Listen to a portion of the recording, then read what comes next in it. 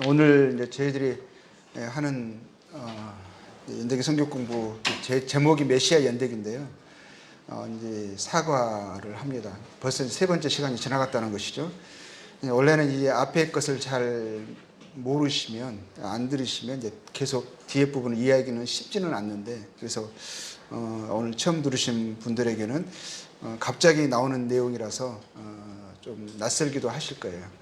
혹시 오늘 전의 내용을 나중에 이제 집에서라도 저희들이 지금 유튜브로 영상으로 있으니까 이제 들으시면 오늘 좀 이해가 안 되시더라도 나중에 듣게 되시면 이제 이해하는데 또 기억하시는데 많이 도움이 되실 거라 얘기해 줍니다. 지난번에 저희들이 이제 창세기 3장 14절까지 저희들이 교제를 했습니다. 그 부분은 이제 마귀가 있어요. 영적인 세계에. 이제 그 성경에서는 그 마귀를 사탄이라고 하고요. 우리말로 번역하면 마귀라고 합니다. 근데 사탄 마귀가 첫사람이죠. 첫사람에게 그것도 이제 여자에게 먼저 남자가 창조되어지고, 그러고 나서 남자에 의해서 남자를 통해서 남자를 사용하여서 하나님이 여자를 지으십니다. 그러니까 남자에게서 여자가 나왔어요. 이제 그렇게 해서 이제 인생이 이제 처음에 이제 시작되게 되는데, 그 첫 여자에게 마귀가 접근해서 이제 하나님의 진리의 말씀을 거역하게 하고, 결국에는 하나님이 하지 말라 하신 말씀을, 명령을 어기게 됩니다. 그게 곧 죄가 이제 세상에 들어온 것이죠. 그러고 나서 하나님께서 이제 신문하시는 과정이 나옵니다. 왜 그러한 죄를 이제 하나님의 말씀을 불순종하게 되었는지 신문하시는 과정 속에서 남자에게 묻고 여자에게 묻고, 이제 그러면서 사탄이 이제 뱀에게, 그때는 이제 뱀의 형상을 입고 뱀 속에 들어와서 여자를 유혹을 하는데요. 그 유혹에 넘어진 것입니다. 근데 이제 그 뱀이라고 하는 것은 이제 지금의 형상의 뱀이 아니에요. 성경 말씀 보니까 처음에는 이제 지금과 전혀 다른, 오히려 여자들이 가장 마음을 현혹할 만한 그렇게 예쁜, 그렇게 참 귀여운 아마 그런 형상을 가지고 있었을 거예요. 그래서 이제 접근하기 쉬운 방법으로 왔는데, 그런데 이제 지금은 이제 저주받은 형상인 것을 보게 됩니다. 이제 뱀에게 하나님이 말씀하시고, 지금 이가 처음에는 이제 3장 14절에 뱀을 저주하는 모습이 나와요. 저주하는 모습이 나오는데, 그러고 나서 3장 15절에 이어지는 것입니다. 자, 지금 이제 오늘은 3장 15절인데요. 이렇게 말씀하십니다. 지금 이 말은 하나님께서 천지를 창조하신 하나님께서요, 우주 만물을 창조하시고 주관하신 하나님께서 지금 이제 사탄에 의해서 사용된, 그래서 인생들이 하나님의 말씀을 어기고 죄를 범하는, 타락하게 하는데 사용된 뱀에게 하나님이 하시려고 하시는 말씀 14절까지는 그렇거든요. 그럴 것처럼 보여요. 뱀이 지금 계속 그거를 저주하시는 모습을 보게 되고요. 저주하자마자 뱀이 현재의 형상으로 지금 이제 화하게 되고 저주받는 모습이 보이는 거거든요. 15절도 어떻게 보면 지금 그게 그 뱀에게 하는 말씀이 이어지고 있는 거예요. 근데 뱀의 15절인데요.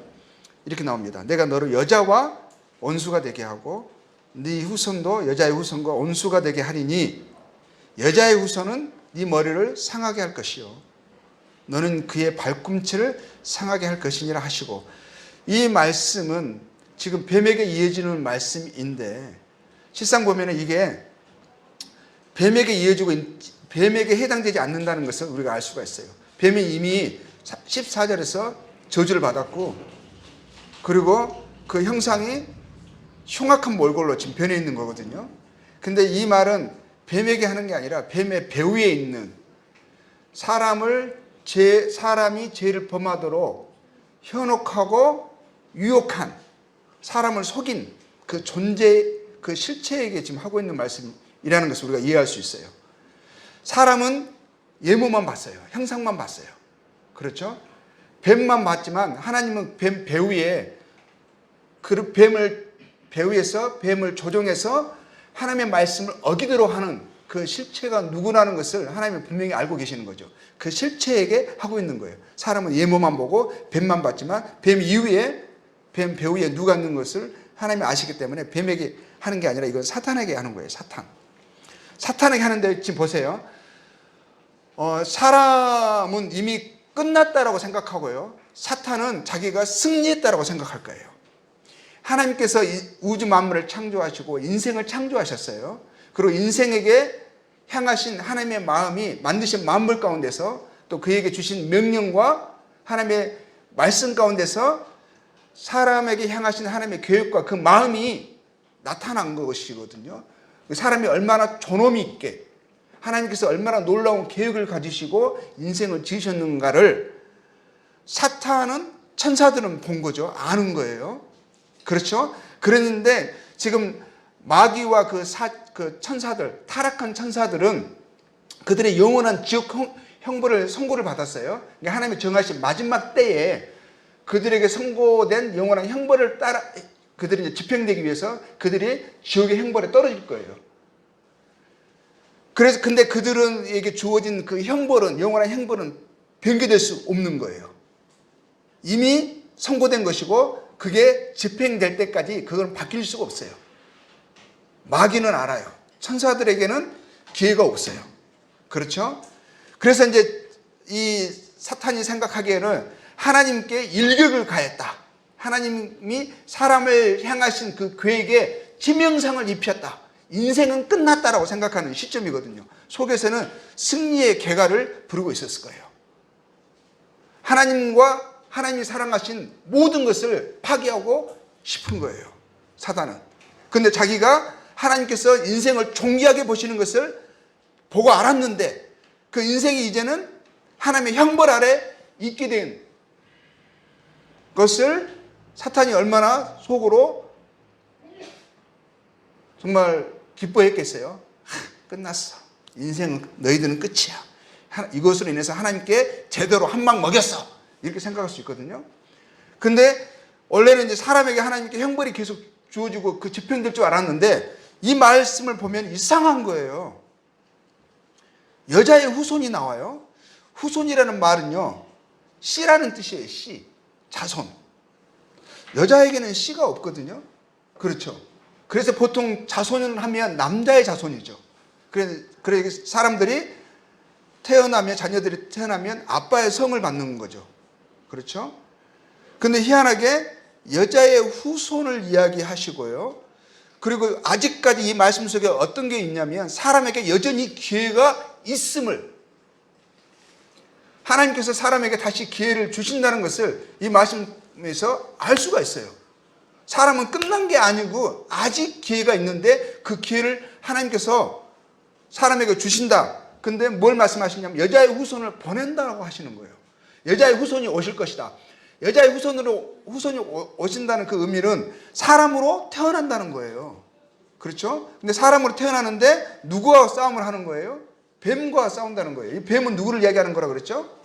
사탄을 이야기하는 거예요. 싸우는데 그 싸움에서 승리한다. 여자의 후손이 와서 머리를 깬다는 것은 죽군을 이야기하는 거예요. 권유를 이야기하는 거예요. 머리가 깨지면 죽는 거죠. 그러니까 이 말의 의미는 사람이 죄를 지어서요, 사람이 사탄의 유혹에 넘어가서 하나님이 하지 말라 하신 그 명령을 어김으로 하나님의 형벌 아래 놓여지게 된 거예요. 놓이게 됐다는 그 말의 의미는 뭐냐면, 또 다른 의미는요, 사탄의 지배 아래 있게 된 거예요. 죄와 사망의 권세 아래, 또 사탄의 지금 통제 아래, 지배 아래 놓이게 된 상황을 이야기하는 거예요. 이게 사탄의 머리를 깬다는 것은 사람이 이미 사탄의 지배에 들어간 거예요. 사람은 하나님의 말씀을 어기면 내 원하는 대로, 내 마음대로 하나님이 선과 악을 하나님이 나에게 정해주는 것이 아니라 내가 선과 악을 결정하면서 살아간다라고 생각을 했어요. 근데 실상은 그게 아니라 내가 원하는 대로 살아가는 것 같지만 그 배후에는 누가 있냐면 사탄이 있는 거예요. 결국은 마귀의 종로로 하는 거예요. 보세요. 우리 마음에 해서는 안 된다라고 생각하는 거 다 알아요. 마약을 하면 안 된다는 거 다 안다라는 말이에요. 죄를 지으면 안 된다는 거 우리가 알잖아요. 아는데 아는 대로 됩니까? 내 안에서 충동이 일어나잖아요. 그 충동이 절제가 되냐고요. 대부분 보면 마음의 소욕과 생각과 충동에 의해서 우리가 종노릇하고 있지 않습니까? 안 된다는 거 알면서도 하고 있어요. 근데 그 안 된다는 안에서 일어나는 소욕과 충동이요, 내 안에서 일어나는 거지만 그 배움을 우리는 내 안에서 일어난 내 생각으로 생각해요. 나의 어떠함으로 생각해요. 근데 실상은 뭐라고 말씀하시냐면 그 배후에 그 생각을 일으키는 존재, 그것을 통해서 나를 조종하는 존재가 있다라고 말씀하시는 거예요. 그래서 근데 사람이 이로 인해서 이 사탄의 마귀의 지배 아래, 주권 아래 놓이게 된 거예요. 근데 하나님께서 보내신 여자의 후손이 오셔서 마귀가 사람을 통제하고 있고 지배하고 있는 그 주권을 깨신다라는 의미예요. 머리는 그 전쟁에서 승리하신다는, 그래서 사람을 사탄과 죄와 사망의 권세에서 해방하신다라는 예언을 하나님이 하시는 거예요. 예언. 근데 보죠, 여자의 후손이 오셔가지고 뱀의 머리를 깹니다. 깨는 과정에서 어떻게 됐어요? 짓누르는 거잖아요. 짓누르는 과정에서 상처를 받죠. 발 뒤꿈치를 상한다는 게, 그렇죠? 근데 독사예요. 독뱀이에요. 물린다는 것은 뭐예요? 주권을 깨뜨리고 사람을 사탄의 권세에서 해방을 시키지만 그 과정을, 그 전쟁에서 이 여자의 후손도 상처를 입어요. 심상치 않은 상처를 입지만 자관 하나님께서 계획하신 그 뜻이 성취되어지고 사람들에게 다시 하나님께서 인생을 창조하신 목적 가운데 다시 회복되어지는 그런 승리의 예언을 하시는 거예요. 다시 말씀드리자면 사람에게 하나님께서 지금 기회를 주고 계시는 거예요. 사람은 끝났다라고 절망 속에 지금 놓여 있는 이 상태예요. 그리고 사탄은 지금 속에서 이겼다라고 하는 거예요. 근데 사탄에게 내려지는 말씀이 사람에게는 소망의 말씀이 된 거예요. 근데 여자의 후손이라는 이 말씀 속에서 왜 남자의 후손도 아니고요, 그들의 후손도 아니에요. 그렇죠? 보통 보면 그들의 후손, 남자와 여자 가운데서 태어나니까 그들의 후손이라고 할 수는 있겠죠. 근데 일반적으로는 남자의 후손이 맞아요. 근데 여기서 굳이 여자의 후손이라 한 이유는 뭐냐? 예언이거든요. 남자와 여자의 관계 속에서 태어나는 게 아니라는 거예요. 이거는 남자와 상관없이, 남자의 씨와 상관없이 하나님께서 그 구원자를 보내주시겠다는 예언인 거예요. 구원자가 오시는데 사람으로 오시는 거죠. 그런데 일반의 사람의 태어나는 방식이 아닌 거예요. 남자와 여자의 관계 속에서 태어나는 것이 아니라 남자의 씨와 상관없이 하나님께서 구원자를 보내시겠다는 약속이거든요. 구원자가 오셔서 사탄과 전쟁을 해서 인간을 해방시키는, 인간을 구원시키는 구원자에 대한 약속이 3장 15절인 거예요. 첫 약속입니다. 예언이에요. 사람이 죄로 인해서 하나님과 이렇게 분리가 됐습니다. 그전에는 하나였었어요. 하나님이 익숙했었어요. 하나님의 음성을 듣는 것이, 하나님을 아는 것이 자연스러웠었어요. 하나님과 완전한 하나였습니다. 근데 죄로 인해서요, 하나님께 죽은 자가 된 거예요. 죽은 자가. 하나님에 대한 인식은 희미하게 본성 속에 남아있지만 그 하나님이 누구시라는 것에 대한 그런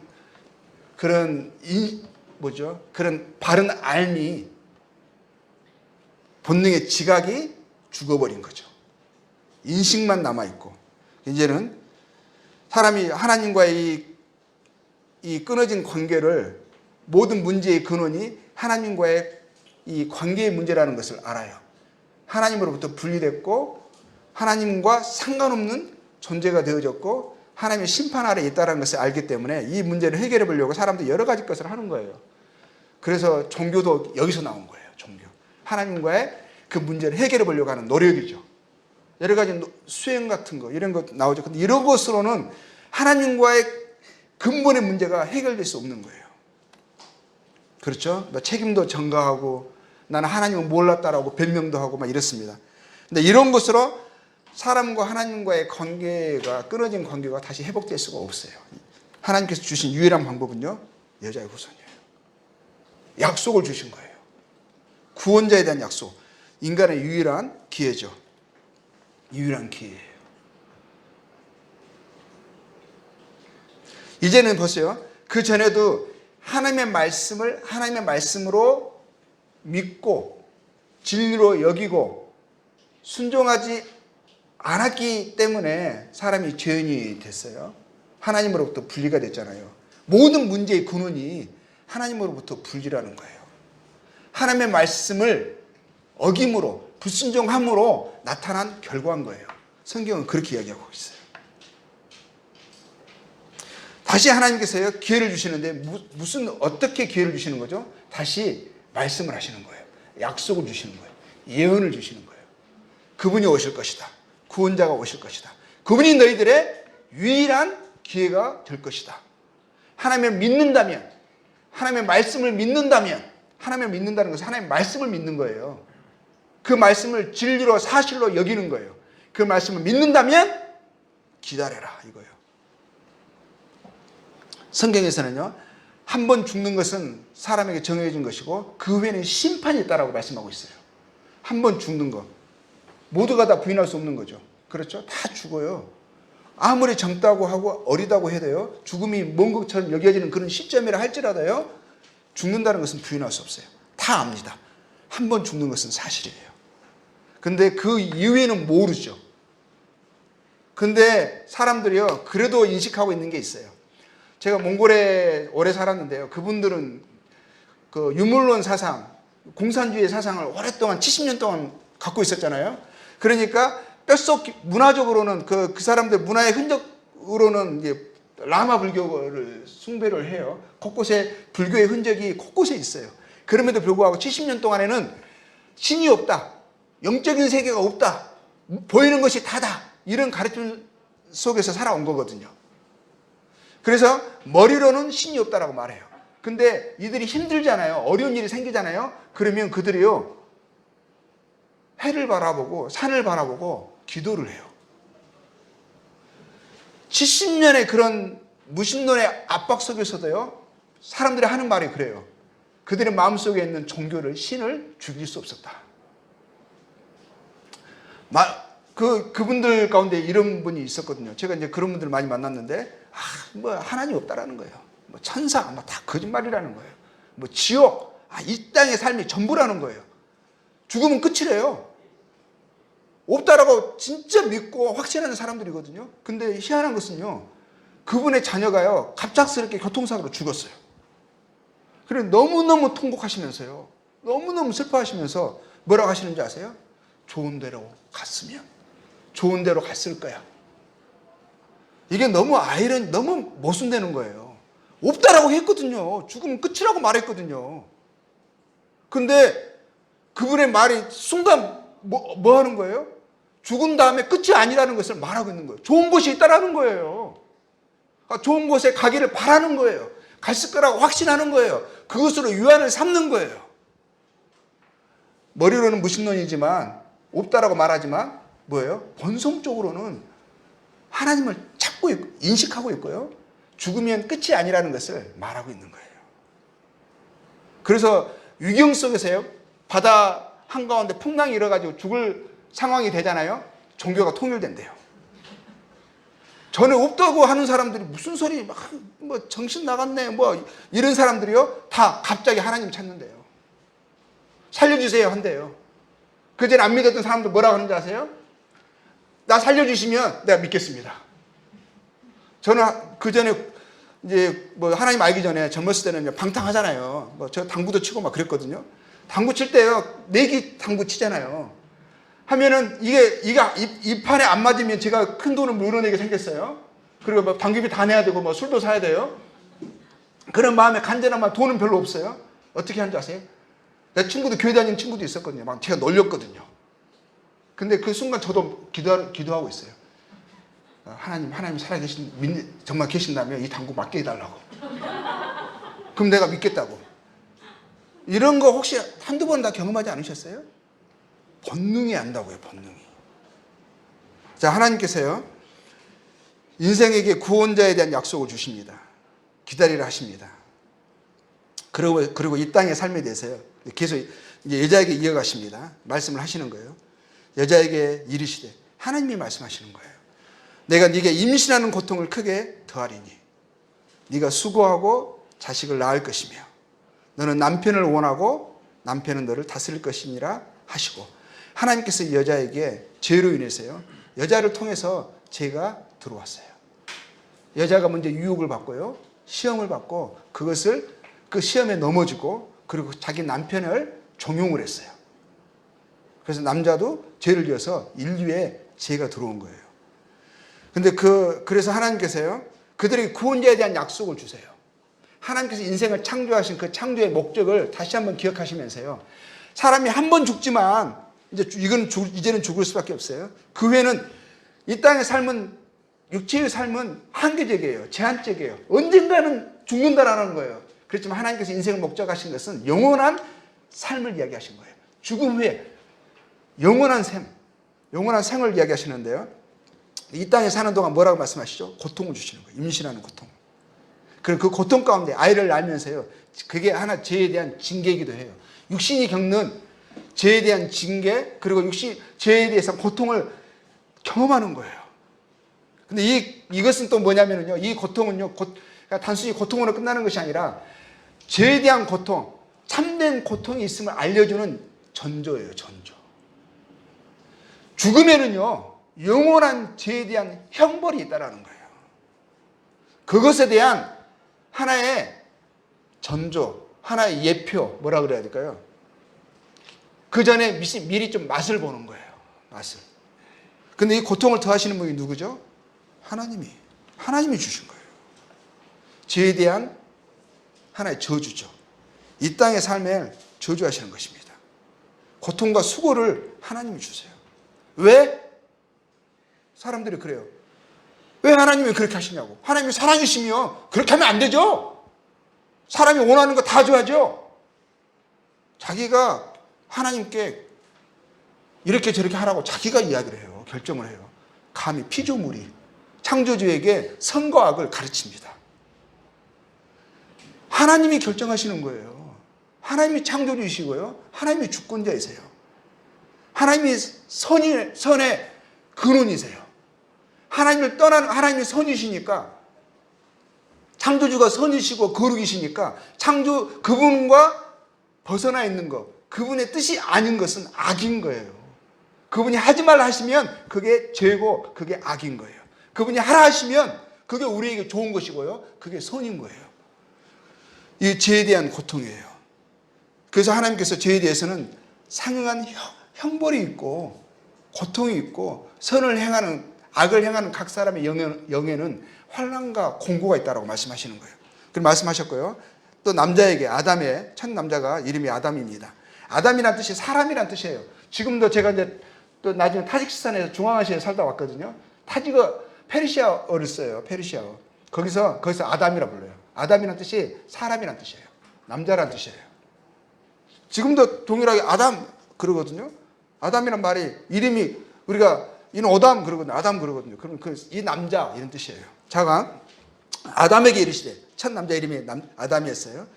네가 네 아내의 말을 듣고 내가 네게 먹지 말라 한 나무의 열매를 먹었은즉 땅은 너로 인하여 저주를 받고 너는 네 평생에 수고하여 그 소산을 먹으리라.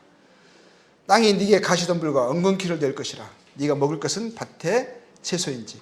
뭐 하시죠? 이 땅의 삶을 저주하시죠. 이 땅의 삶을 저주하신다고요.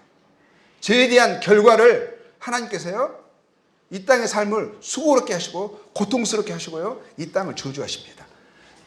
죄로 인해서요, 육체의 삶은 뭐죠?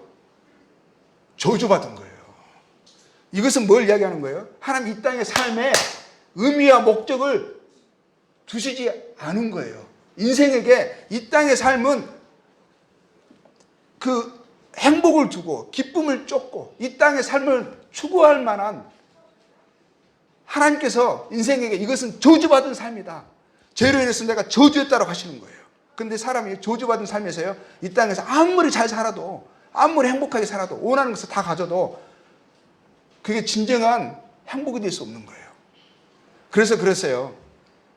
인생의, 성경 말씀에 인생의 자랑이 무엇이냐, 뭐라고 나와 있어요? 수고와 슬픔이라는 거예요. 결국은 모든 인생들은요, 울음으로 시작해서 울음으로 끝나는 인생이에요. 이미 저주받은 형국이라고요. 이 땅의 삶에 하나님께서 계획하신 목적이요, 없어요. 이 고통을 통해서요, 어려움을 통해서 소망을 가지라는 거예요. 기다리라는 거예요. 기다리라는 거. 뭘 기다리는 거예요?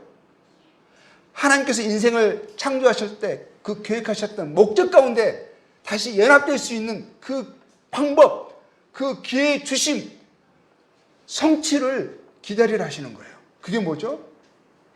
구원자의 오심이에요. 여자의 후손의 오심이에요. 그것만이 인생의 참된 의미이고 목적이고 인생을 창조하신 그 계획 가운데 부합되는 것이다 하시는 거예요. 근데 인생이요, 그 약속을 잃어버리잖아요. 그 약속에 가치를 두지 않잖아요. 그럼 결국 뭐죠? 죄로 인한 수고와 고통만을, 저주만을 경험하다가 끝나고요. 그리고 이 이후에 이 땅에 살면서 하나님의 말씀을 믿지 않고 자기 마음대로 자기가 선악을 결정하면서 자기가 자기의 삶이 하나님이 돼서 살아간 그에 대한 책임을, 그 형벌을 영원토록 지는 거예요. 왜 죽을 때 사람이 무서워하는 줄 아세요? 아니, 죽이면 끝이라고 말하는 사람들도 죽음을 두려워해요. 맨정신에 죽기가 힘들어요. 순간 울컥해서 뛰어내리긴 해요. 죽음이 쉬워요. 그렇지만 그런 이야기 제가 많이 들었어요. 119 구조대가요, 순간을 뛰어들어가지고 막, 다행히 119 구조대가 봤어요. 그리고 뛰어듭니다. 근데 어떤 애들, 어떤 자세, 난간을 붙잡겠대요. 난간을. 그리고 약을 먹었어요. 약을 먹고 있는데 안에서 그 내장이 타들어가는 거예요. 그러면서 처자는 고통 속에서요, 살려달라고 한대요. 순간에 그냥 홧김에 했는데 죽음을 기대하고 이런 것은 많지 않아요. 대부분 죽음을 싫어하거든요. 근데 그걸 왜 그러는 거예요? 아니, 죽으면 끝이라면서요. 아무것도 없다라고 하면서요. 아, 인생 죽기보다 힘든 삶을 살아가고 있으면서도 죽는 것을 무서워해요. 왜 그런 줄 아세요? 본능이 아는 거예요. 죽음이 끝이 아니다라는 것을 내 본능이 아는 거예요. 본성이. 죽음 후에 영원한 세계가 있음을, 오히려 죽음이 시작임을, 영원의 시작임을 아는 거예요. 아이가 엄마 뱃속에 있어요. 9개월, 10개월이 있다가 나오죠. 아이가 다 커서 나올 때는 그 안에서 막 웃기도 하고 막 그러지, 손가락도 막 빨고 이러잖아요. 예? 근데 아이의 생각은 그 나올 때요, 엄마의 뱃속에서 나올 때 생각할 수 있어요. 나는 이제 죽는구나, 끝이구나 생각할 수 있어요. 근데 그게 끝입니까? 그게 새로운 시작이죠. 지금 뱃속의 삶은 준비하는 기간이었어요. 근데 지금 이 땅의 삶이요, 엄마의 뱃속에 있는 것과 같다고요. 준비하는 기간이라고요. 영원한 삶을 준비하는 거예요. 지금 차를 기다리고 있는 거예요. 쓰레기 차를 탈 것인지, 하나님의 나라에 들어가는 영원한 그 영광의 나라에 들어가는 하나님 보내실 그 리무진을 탈 것인지 지금 정류장에서 기다리고 있는 것과 같은 거예요. 하나님의 약속의 말씀을 어기고 그 약속의 말씀을 기다리지 않고 살아간다면, 하나님을 여전히 불신하면서요, 자기가 자기의 삶의 주인 돼서 자기가 선악을 결정하면서 자기 좋은 대로 살아간다면 결국에는 그 사람은 쓰레기차에 올라서게 될 거고요, 쓰레기 하치장인 지옥에 버려지게 될 거예요. 이 땅의 삶은 저주받은 삶이고요, 하나님 분명히 말씀하셨어요. 그리고요, 네가 흙으로 돌아갈 때까지 얼굴에 땀을 흘려야 먹을 것을 먹으리니, 수고를 말씀하시죠. 인생에 그게 하나님이 정하신 거예요. 이제는 죄로 인해서요, 그 대가를 지불하면서 우리 이 땅의 삶에 소망을 두지 말라라고 하시는 거예요. 항상 떠날 준비를 하라고, 이 땅의 삶에 마음 뺏기지 말라고. 너희가 이 땅의 삶에 살아가는 것이 인생의 목적이 아니라고, 인생의 삶을 수고롭게 하시는 거예요. 고통을 더하시는 거예요. 그러면 사실은 말씀이 결국에는 뭐죠? 흙이니까 네가 그것에서 취함을 입었으니까 너는 흙으로 돌아갈 것이니라. 그렇죠? 죽음으로, 우리가 흙으로 되어져서 또 흙에서 난 것을 먹다가 결국에는 죽을 때 흙에 묻힙니다. 그러면 또 흙으로 동화되는 그런 육체의 삶을, 육신을 우리가 가지고 있잖아요. 금방까지 살아계셨던 분이 돌아가시니까, 화장되시니까 항아리 안에 한 줌의 재로 나오시더라고요. 그게 인생이에요. 육체의 삶이에요. 그렇게 끝나는 거 다 알고 있어요. 근데 그게 하나님께서요, 육체의 삶으로 끝나는 인생을 하나님께서 그것을 목적으로, 그 의미로 인생을 하나님께서 자신의 형상과 모양을 따라서 짓지 않으셨다라는 거예요. 아담이 그의 아내의 이름을 하와라 불렀으니 그는 모든 산자의 어머니가 됨이라. 참 이 말씀이 재밌어요. 그러나 아담과 하와는요, 이제는 하나님의 약속의 말씀을, 예언의 말씀이잖아요. 여자의 후손이 오실 것이다. 하나님이 보내실 것이다. 그리고 사람들에게, 죄인들에게 다시 한번 하나님께서 인생을 창조하신 영원한 목적 가운데 다시 들어올 수 있는, 하나님과 연합될 수 있는, 죄의 문제가 해결될 수 있는 기회를 주실 것이다. 그 기회를 주실 분, 구원자의 오심을 기다리라 하신 거거든요. 하나님의 말씀 또 다시 들은 거죠. 그러면 사람이 또 결정하는 거예요. 그 말씀을 믿을 것인가. 그렇죠? 하나님께서 이렇게 말씀하시는데 정말 이런 일이 일어날까? 임신할 때 다른 애들, 짐승들 새끼 날 때 보니까 쑥쑥 잘 났더라고요. 제가 말 태어나는 거, 소 태어나는 거 봤거든요. 양 태어나는 거. 애들은 그냥 금방 누워있다 하더니 금방 새끼 나는 거예요. 고통이라는 거 별로 못 느끼겠는 거예요. 그래서 사람 태어날 때는 제 아내 애 둘 낳는 거, 셋 낳는 거 다 옆에서 봤거든요. 우리는 한국에서 한 명도 안 태어나가지고 다 봤어요. 바로 옆에서. 엄청 힘들게 낳더라고요. 말이 망아지 낳는 거하고 차원이 다르더라고요. 근데 그 고통을 통해서 우리가 하나님께서 말씀하신 것이 지금 이루어진 거잖아요. 아담과 하와도 그걸 봤을 거예요.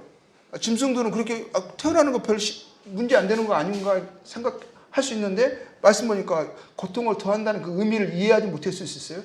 막상 아이를 태어났을 때 보면 알게 되는 거예요. 그렇죠? 그러니까 아담과 하와가 지금 하나님의 말씀을 믿을 것인가? 아니면 에이, 그 전에 했던 것처럼 내 마음대로 살 거야. 나 이 하나님의 말씀에 영향받지 않을 거야 라고 결정할 수 있잖아요. 근데 이 말씀을 통해서 봤을 때 아담과 하와는 믿었던 것을 볼 수 있어요. 이제는 믿은 거예요. 이제는 안 거예요. 하나님은 정말 창조주 하나님이시고, 하나님은 하신 말씀을 반드시 이루시는 분이시다. 하나님이 약속을 하셨다면 그 약속은 반드시 이루어진다. 나는 이제부터 내가 실수로 인해서 내가 죄인이 되었고 하나님의 형벌 안에서 이 저주를 이 땅에 불러왔지만 이제는 하나님의 약속의 말씀을 나는 믿을 거다 하는 것을, 또 믿었던 것을 알 수가 있어요. 왜냐하면 그 아내의 이름을 하와라 했어요.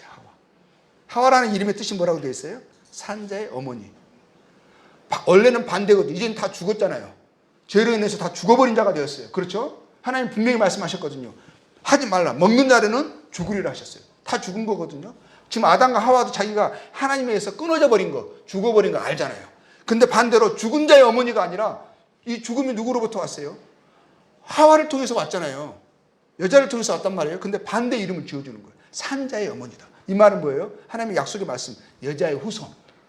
너는 오실 그 구원자에 대한 믿음을, 그분을 나는 신뢰한다. 그분이 반드시 오셔서 우리에게 다시 살 수 있는, 생명을 줄 수 있는, 하나님의 생명 가운데 다시 들어가게 하는 그런 일을 그분이 이루실 것이다. 나는 그분의 오심을 믿는다라는 믿음이 이 이름 속에 표현되고 있는 것을 보게 되죠. 로마서 5장 12절에 이런 말씀이 있습니다. 이름을 한 사람으로 말미암아. 한 사람 누구죠? 첫사람. 그렇죠? 죄가 세상에 들어오고, 이 죄는 뭐였었어요? 하나님을 하나님으로 인정하지 않는 것, 피조물 이면서 조물주를 인식하지 않는 것, 그분의 말씀을 진리로 여기지 않고 그 말씀을 순종하는 것을 삶의 이유와 목적으로 생각하지 않는 것, 그것으로 인해서 죄로 말미암아 사망이 왔어요. 이와 같이 모든 사람이, 근데 첫사람, 그 사람만 죄를 짓고 그 사람에게만 사망이 임한 것이냐? 그게 아니라 그 사람의 후손인 모든 사람들이 다 그의 씨 안에 있었어요. 그렇죠? 인류가요, 첫사람의 씨 안에 있었다고요. 허리 안에 있었어요. 그래서 모든 사람, 태어난 모든 사람이 사람을 낳는데 이상하게요, 다 그 씨에 뭘 품고 태어나는 거예요? 죄의 DNA를 품고 태어나는 거예요. 사람으로 태어났는데 똑같이, 하나같이, 어디에 살든, 누구의 자식으로 태어나든 성질이 비슷해요. 성질이. 특성이 비슷해요. 하지 말라는 것을 먼저 합니다. 항상 아무리 악한 아버지라도 자식에게는 좋은 것을 가르쳐요. 좋은 것을 행하기가 너무 어려워요. 오히려 하지 말라 하는 것에 더 끌려요. 몰래 먹는 사과가 더 맛있는 거예요. 그래서 모든 사람이 죄를 지었고요. 그러므로 책임은 첫사람에게만 책임되는 것이 아니라 모든 사람에게 책임이 있습니다. 모든 사람에게 사망이 임했습니다. 그래서 아담이 죄를 지었죠. 그래서 사망이 왔죠. 그래서 그 모든 인류가 어떻게 되는 거예요? 다 죽게 되는 거예요. 죄와 사망과 사탄의 권세 아래, 지배 아래 놓이게 됐죠. 금방 말씀드린 거, 아담의 아담이 그 아내의 이름을 하와라 불렀고요. 그 의미를 우리 금방 말씀드렸습니다. 그리고 나서요, 3장 21절에 아담과 하와가 하나님의 예언의 말씀, 약속의 말씀을 믿음으로 받았죠. 믿었죠. 그리고 정말 구원자의 오심을 기다리는 자들이 되었어요. 소망을 가진 자들이 되었어요. 그러고 났을 때 하나님께서 어떻게 하셨죠? 3장 21절에 이 말씀, 이상한 말씀이 있습니다. 놀라운 말씀인데요. 단순히 그냥 쑥 읽고 넘어가면 온 이야기 하는 것 같아요. 하나님 무슨 패션에 무슨 관심이 있어서 그런 게 아니에요. 보세요. 그전에는 지금 남자와 여자가요, 죄를 짓고 나서 뭘 했죠? 치마를 해 입었잖아요. 나뭇잎으로. 지금 여전히 그들이 해 입은 치마 옷을 입고 있어요. 근데 그들이 하나님 앞에 섰을 때 뭐라고 말했어요? 내가 벌거벗었으므로 두려워하여 숨었나이다 했거든요. 그 치마는 뭘 의미하는 거였었어요? 죄의 문제를 스스로 해결해 보려고 하는 인간의 수고와 노력을 표현하고 있는 거예요. 내가 이것 때문에 내가 하나님 앞에 나아갈 수가 없구나. 내가 하나님 앞에 수치스러운 죄인이구나. 이 문제를 어떻게 해결할까 하는 그런 행위에 대한 표현이거든요. 그런데 막상 하나님 앞에 서니까 어떻게 됐어요? 내가 벌거벗었다. 나의 모든 이 죄의 문제를 해결하려고 했던 나의 노력과 수고가 아무런 의미가 없구나. 하나님 여전히 나의 중심을 보시고 나의 죄를 아시는구나. 그거잖아요. 그런데 그 관점에서 생각을 하셔야 되는 거예요. 여호와 하나님이 아담과 그 아내를 위하여 뭘 하시죠? 가죽옷을 지어서 하나님이 입혀주신 거예요. 이 가죽옷에 대한 이 아이디어는, 보세요. 가죽옷이 지어지기 위해서 어떤 일이 먼저 일어나야 되는 거죠? 한 마리의 생명이 죽어야 되는 거예요. 피 흘려서 죽고 죽은 생명의 가죽이 벗겨져서 그 가죽으로 옷을 누가 지으신 거예요? 하나님이 지으셔서 하나님이 입혀주신 거예요. 이거는 뭐예요? 이제는 사람이 죄로 인해서 자기 하나님 앞에 나올 수 없게 되어졌어요. 하나님 앞에 숨어서 피하는 존재가, 두려워하는 존재가 되었어요. 근데 자기의 수력과 노력으로는, 그것으로는 하나님 앞에 나올 수 없다. 나의 죄의 문제를 해결할 수 없다. 그걸 의미하는 거예요. 근데 이제는 그 일을 누가 해주시는 거예요? 하나님 앞에 나올 수 있도록, 죄의 문제가 완전히 가려질 수 있도록, 하나님 앞에 의로운 자로 설 수 있도록 하시는 일이, 그런 일을 누가 해주시냐는 거예요. 하나님이 하신다는 거예요. 가죽옷은 구원자에 대한, 하나님께서 그 약속에 대한 하나의 예표로 주신 거예요. 예표. 이러한 일들을 하실 것이다라는 상징적인 의미인 거예요. 사람이 자신의 죄 문제를, 수치를 스스로 해결할 수 없는데 하나님께서 보내신 그 구원자를 통해서, 여자의 후손이 오셔서 사람이, 그러면 죄인들이 하나님 앞에 설 수 있는 의의 옷을 입혀주실 것이다. 가죽옷이 그런 의미가 있는 거예요. 이 하나님이 해주신 이 가죽옷을 통해서만 어떻게 되는 거죠? 이제는 하나님을 두려워서 숨을 필요 없이 하나님 앞에 당당히 나올 수 있다. 이 옷을 입은 사람만 하나님이 받으신다라는 의미예요.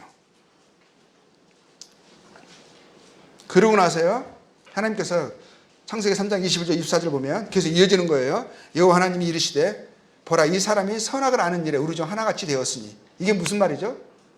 선악을 안다는 게 뭐죠? 사람이 선악을 알면 그게 죄라 그랬죠.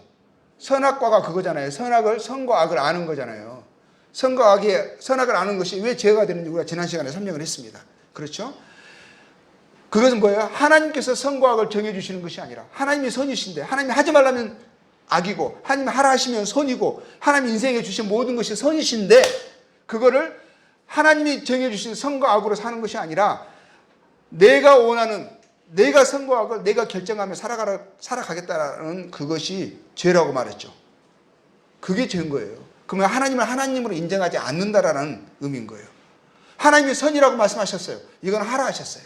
하나님이 이것은 악이라고 이거는 하면 안 된다라고 말씀하셨어요. 그건 죄라고 말씀하시고 그 죄에는 형벌이 있다라고 말씀하시는데 사람이 그 말씀을 있는 그대로 받아들이는 게 아니라 하나님 선이라고 하셨는데 아니 제가 생각하기에는요 나는 별로 마음에 안 드는데요.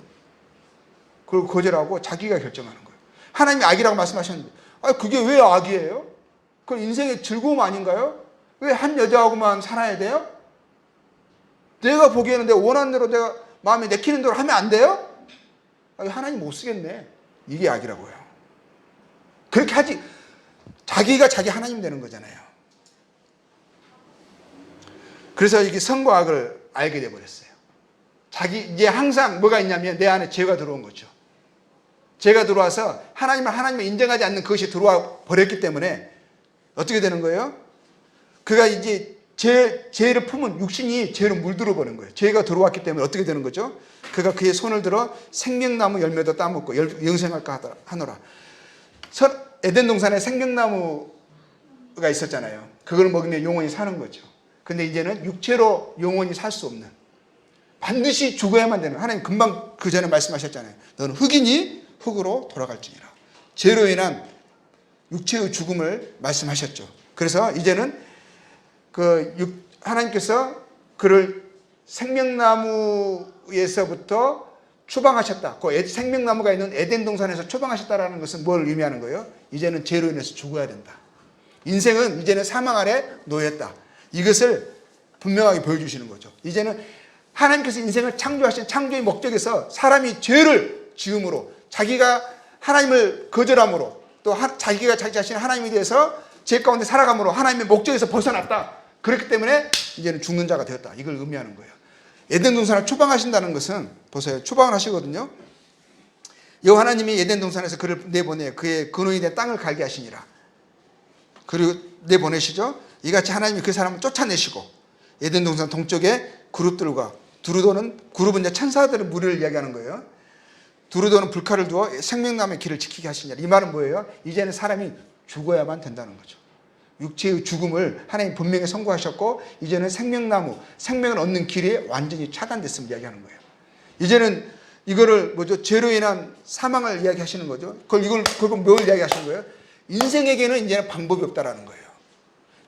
인간의 노력과 수고로는 이 땅에서는 사람이 영원한 생명을 얻을 수 있는 하나님의 영원하신 창조의 목적 가운데 부합되어지는 그래서 하나님의 영광에 참여하게 되어지는 영원한 생명을 얻는 길이 사람에게는 이 땅에는 없음을 이야기하는 거예요. 근데 유일한 기회가 있다 그랬죠. 그건 뭐죠? 이 땅에 있는 게 아니라 이제 다른 어떤 장소에 있는 것이 아니라 어떤 인간의 노력과 수고에 있는 것이 아니라 뭐죠? 하나님의 약속의 성취에 있어요. 구원자의 오신 여자의 후손이 이 땅에 오셔서 그분이 하실 일 인간을 구원하시기 위해서 하실 일 그 일에 있다라고 말씀하시는 거예요. 이제는 그래서 완전히 이제 사람을 에덴 동산에 추방하시는 것을 보게 됩니다. 육신의 삶은 이제는 소망이 없는 거예요. 추방된 거예요. 저주받은 거예요. 사람 여기에서 행복을 이야기하고 소소한 행복을 이야기하고 소확행 별의별 말이 다 나옵니다. 그건 스스로를 유한하게 하는 말이에요. 근본적인 것은요. 인간에게는 이 땅에 살면은 궁극적인 행복 또 궁극적인 삶의 의미가 없다라고 말하는 거예요. 죽음으로 끝나는 저주받은 형국이다라고 말씀하시는 거예요. 인정하든 인정하지 않든 하나님은 그렇게 말씀하세요.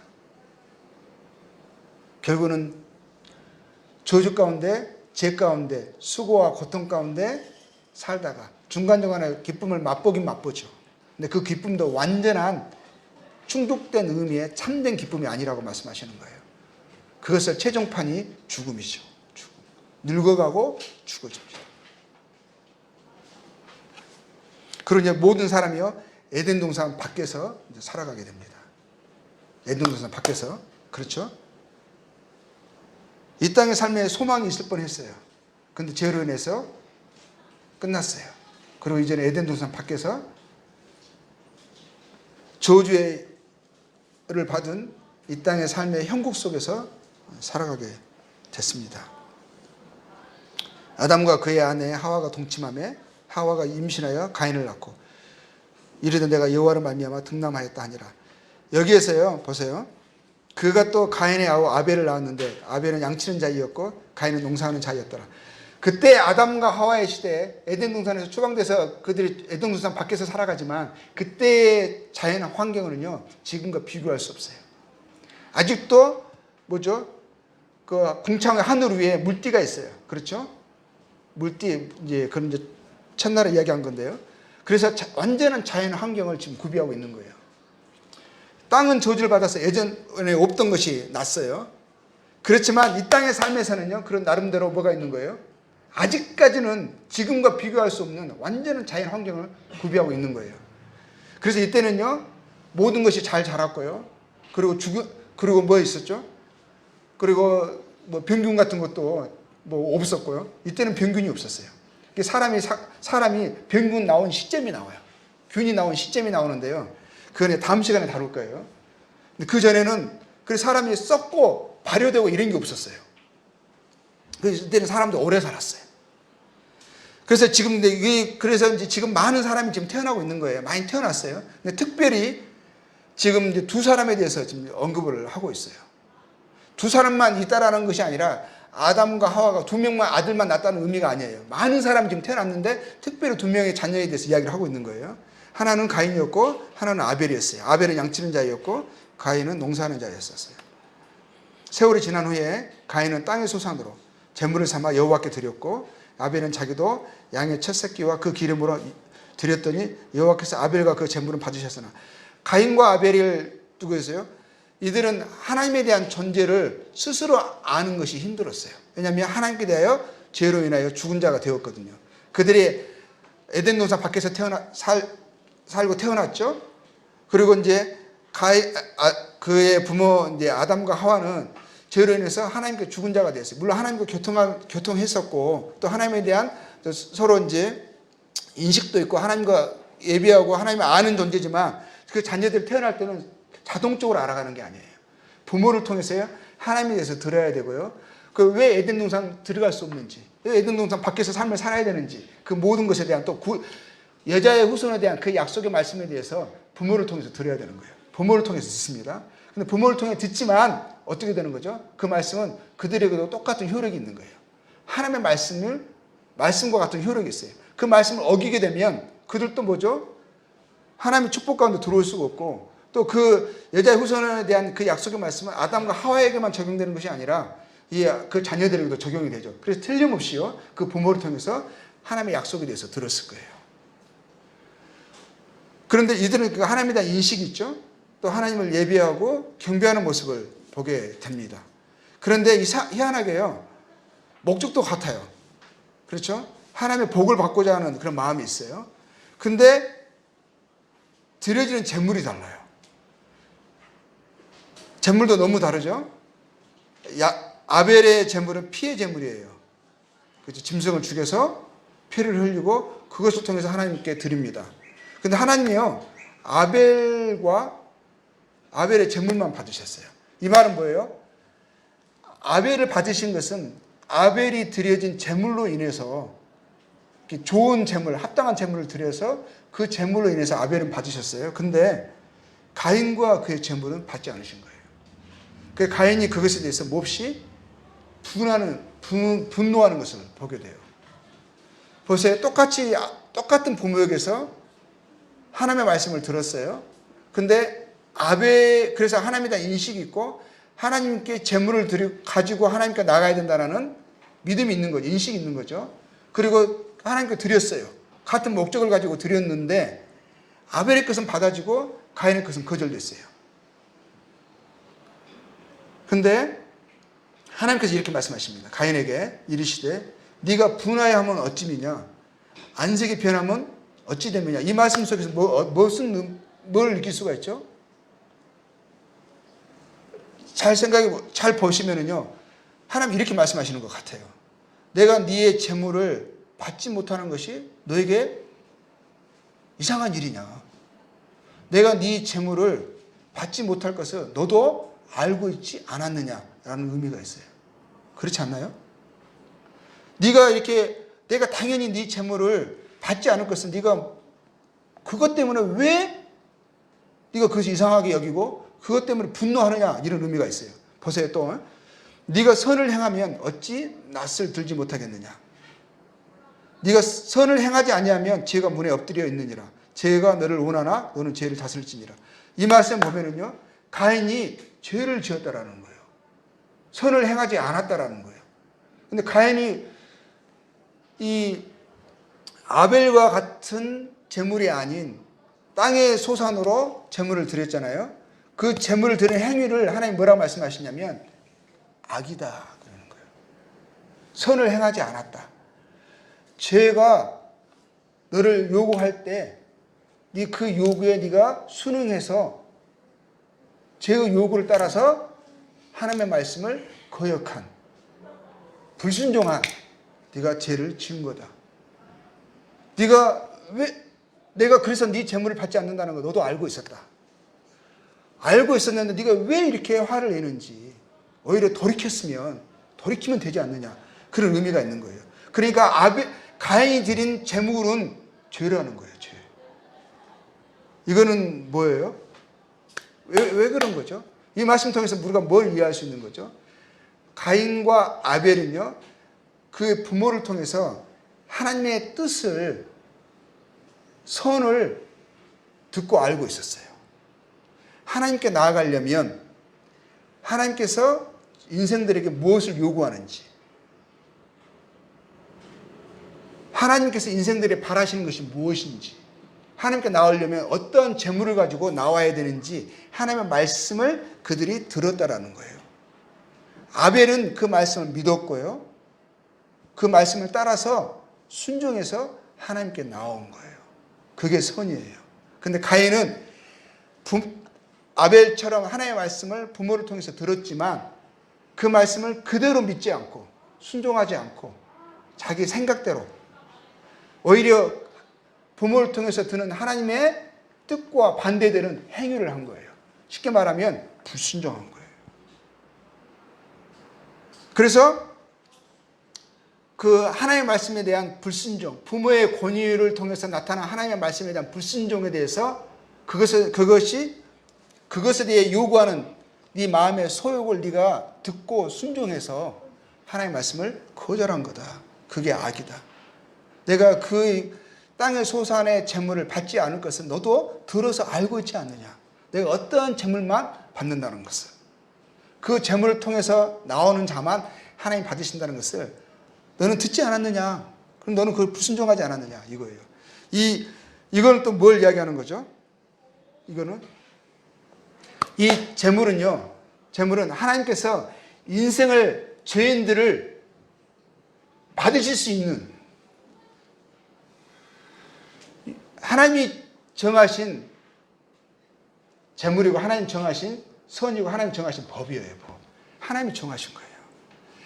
이 가죽옷을 그럼 어떻게 아담과 하와가 언제 하나님께 이것을 들었겠어요? 하나님께 나아가려면, 하나님께 용납되려면, 하나님이 우리를 인생을 창조하신 그 목적 가운데 다시 새롭게 하시려면, 그렇죠? 우리의 죄 문제가 해결이 되려면, 하나님과 우리 사이가 죄로 인해서 지금 갈라져 있는데 이 갈라져 있는 이 관계가 회복이 되려면 어떻게 해야 되는지를 하나님이 말씀해 주신 거예요.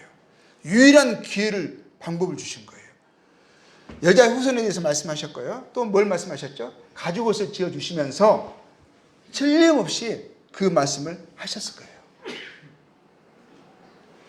그래서 아벨의 제물은 순종의 행위였던 거예요. 그 짐승이 죽습니다. 이거 뭘 말하는 거죠? 내가 죄로 인해서 이렇게 죽어야 합니다. 죄의 싹은 사망이라는 것을 저는 하나님의 그 말씀을 믿습니다. 그렇죠. 내가 죄로 인해서 죽어야 합니다. 저는 죄인입니다. 그래서 하나님은 저를 형벌하실 수밖에 없습니다. 저는 하나님의 형벌 아래에 있습니다. 그런데 저에게 소망이 있는 것은 하나님께서 여자의 후손, 구원자를 보내주신다고 약속하셨습니다. 그분이 오시면 제가 하나님 앞에 의로워질 수 있는 그런 의로운 행위를 하실 것이고, 그래서 제가 다시 하나님 앞에 의의 옷을 입고 하나님 주신 가죽옷처럼, 가죽옷이 항상 상징되는 거예요. 근데 가죽옷을 입고 하나님 받으실 수 있는 그런 의의 모습으로 제가 하나님 앞에 설 수 있을 것입니다. 그 믿음을 아벨은 고백한 것이고요. 가인은 그 믿지 않은 거예요. 가인의 목적은 뭐예요? 땅의 소산을 드렸다는 그 의미는 뭐냐면 올해 농사가 잘 됐어요. 하나님 내년에도 축복해 주세요. 하나님이 축복하지 않으시면 저는 제 마음대로 제 힘대로 노력으로 되어진다고 생각하지 않습니다. 하나님 내년에도요 저를 축복해 주세요. 뭘 말하는 거죠? 이 땅의 삶에 살아가는 의미와 축복을 여기에 두고 있는 거예요. 하나님 다른 거 죽은 후의 삶 그거는 말씀하지 마시고 오늘 당장의 삶 오늘을 축복하여 주십시오. 이 땅의 삶을 복 주십시오. 하나님 분명히 말씀하셨는데 안 믿는 거예요. 이 땅의 삶은 저주다 말씀하셨는데도 안 믿는 거예요. 아니 하나님 그렇게 말씀하지 마시고요. 그럼 저 힘들어져요. 그렇게 말씀하지 마시고요. 오늘의 삶을 축복해 달라고 해요. 죽은 후에는 그때는 저 상관하고 싶지 않아요. 하나님은 영원한 생명을 가치라고 말씀하시는데 인생을 그는 가치로 여기고 싶지 않다라고 말하는 거예요. 이건 불신이죠. 하나님 분명히 다스리라고 하셨는데 가인이 어떻게 되죠? 그의 아우 아벨에게 말하고 그들이 들어있을 때 가인이 그의 아우 아벨을 쳐 죽이니라. 이건 보시죠. 아무도 없는 곳에 데리고 나갑니다. 그리고 쳐 죽입니다. 인간의 첫 살인 행위가 이렇게 일어나는 거예요. 근데 어떻게 누구를 통해서 일어났죠? 형이 동생을 죽인 거예요. 시기예요, 시기. 시기로 죽인 거거든요. 아벨은 잘못한 게 하나도 없어요. 하나님이 그를 받으신 것밖에 없어요. 근데 이 가인이 분노해서 동생을 까닭없이 죽입니다. 근데 이 분노가 단순히 동생에 대한 분노겠어요? 무엇에 대한 분노죠? 하나님께 대한 분노인 거예요. 그 하나님께 대한 분노가 인간에 대한 서로의 시기로 나타나는 거죠. 왜 나에게 복을 주시지 않고 왜 나를 용납하지 않고 동생을 용납하느냐. 동생이 드린 재물을 왜 하나님이 그것을 선하다고 말씀하시고 그러한 동생을 받으시는가. 나는 이해할 수 없다. 나는 하나님을 이해할 수 없다. 나는 하나님의 뜻을 나는 받을 수 없다. 나는 그렇게 생각하지 않는다. 하나님이 내 말씀 들으셔야죠. 제 기도를 받으셔야죠. 제가 원하는 대로 축복하셔야죠. 왜 제가 원하지 않는 것, 제가 동의할 수 없는 것을 왜 하나님은 저에게 말씀하시는 거예요? 그런 하나님은 저에게 필요 없습니다. 이거예요. 죽여버리는 거죠. 아무도 몰랐다고 생각할 수 있어요. 사람들이 안 봤으니까. 근데 하나님께서 가인에게 이르시되 네 아우 아벨이 어디 있느냐. 그가 이르되 내가 알지 못하나이다. 내가 네 아우를 지키는 자니까. 참 무서운 말이죠. 내가 네 아우를 지키는 자냐고 왜 나한테 물어보냐고. 이르시되 네가 무엇을 하였느냐. 네 아우의 핏소리가 땅에서부터 내게 호소하느니라. 땅이 그 입을 벌려 네 후손이 네 손에서부터 내 아우의 피를 받았으니 내가 땅에서 저주를 받으리니 내가 밭을 갈아도 땅이 다시는 그 효력을 내게 주지 아니할 것이요 너도 땅에서 피하여 유리하는 자가 되리라. 하나님이 신문하시죠. 그렇죠? 그리고 땅을 저주하십니다. 농사꾼에게 땅을 저주하는 거예요. 자신이 가장 가치로 두는 삶의 복이라고 생각하고 자기가 의미와 가치를 두는 그의 삶을 하나님이 직접 하나님이 손을 대십니다. 저주하십니다. 하나님과 더불어 싸우는 것이요 힘들어요. 진싸움이에요. 가장 안전한 것은 하나님의 뜻에 굴복하는 게 좋은데 인생들이 계속 머리를 쳐댑니다. 게임하다 보면 두더지 게임 있잖아요. 계속 계속 고개를 내밀어요. 하나님 왜 그래야 돼요? 하나님 너무하신 거 아니에요? 생각해 보니까 하나님 없는 것 같아요. 하나님 없죠? 내가 생각한 하나님은 이거 같네요. 내가 잘못 알았네요. 내 삶에서 나가주세요. 이러는 거예요. 그게 죄죠. 가인이 이렇게 말합니다. 여호와께 아뢰되, 그에 대해서 땅의 저주를 들었잖아요. 지금 자기가 받은 것만 억울한 거죠. 자기가 한 일은 생각하지 않고 자기가 받은 것만 땅이 저주했다고, 자기 삶에 가장 가치를 두고 있는 것에 손해를 보는 거 보니까 그것이 못 견디는 거예요. 다 자기 위주로 생각합니다. 자기가 자기 삶의 기준인 거죠. 가인이 여호와께 아뢰되, 내 벌이 제 벌이 지기가 너무 무겁다. 하나님 해도 너무한다 이거예요. 주께서 오늘 이 지면에서 나를 쫓아내시온즉 내가 주의 낯을 배웁지 못하리니 내가 땅에서 피하며 유리하는 자가 될지라. 물은 나를 만나는 자마다 나를 죽이겠나이다.